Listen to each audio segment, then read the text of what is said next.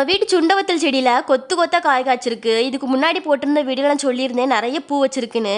வச்ச பூ எல்லாமே உதிராம அழகா காய் காய்ச்சிருக்கு. இப்ப வேற நல்ல மழை பெய்வா, அடிக்கிற மழைக்கு வெயிட் தாங்காம செடி ஒரு பக்கமா சாஞ்சிட்டு எங்க அம்மா சொல்லிட்டு இருந்தாங்க நல்லா விளைஞ்ச காயா பறிச்சு கொஞ்சம் காய போட்டு சுண்டவத்தல் ரெடி பண்ணணும் அப்படின்னு. காஞ்ச காயை விட பச்சை காயில குழம்பு வச்சா இன்னுமே டேஸ்டா இருக்கும்னு சொல்லிட்டு இன்னைக்கு கொஞ்சம் பறிக்கலாம் அப்படின்னு சொல்லிட்டு நானும் எங்க அம்மாவும் தான் பறிச்சிட்டு இருந்தோம். விடிய விடிய ஒரே மழை தான். கரெக்டா காய் பறிக்க போறோம், என்ன வெயில நிக்கவே முடியல. டப்பு டப்புன்னு பறிச்சுட்டு வீட்டுக்கு வந்துட்டோம். நம்ம வீட்டுல நம்ம வளர்த்த செடி இவ்வளவு காய் தருதுன்னு ஒரு பக்கம் சந்தோஷமா இருந்தாலும் இன்னொரு பக்கம் இன்னொரு வருத்தம் இருக்கு. என்னன்னா டயர்டானாலும் பரவாயில்ல, தண்ணியை தெளிச்சு எழுப்பி விட்டு அடிப்பண்டா அப்படிங்கிற மாதிரி இந்த சுண்டவத்தல் தீர வரைக்கும் வீட்டுல சுண்டவத்தல் கறியா தான் இருக்கும். அதை நினைச்சதான் பெரிய டென்ஷனா இருக்கு. உங்க வீட்லயும் இப்படிதானு சொல்லி மறக்காம கமெண்ட்ல சொல்லுங்க. இன்னைக்கு குழம்புக்கு எவ்வளவு வேணுமோ அவ்வளவு மட்டும் பறிச்சு நல்லா இடிச்சு அதுல இருந்து வித்தெல்லாம் எடுத்து கழுவி தண்ணிக்க போட்டு வச்சுட்டோம். இன்னைக்கே ஸ்டார்ட் பண்ணியாச்சு. என்ன எத்தனை நாளைக்கு நம்ம வீட்டுல இந்த குழம்புன்னு தெரியல. இந்த மாதிரி நிறைய வீடியோஸ் பாக்குறதுக்கு மறக்காம நம்ம சேனலை சப்ஸ்கிரைப் பண்ணிருங்க. இன்னொரு மினி விளாக்ல மீட் பண்ணலாம். பாய்.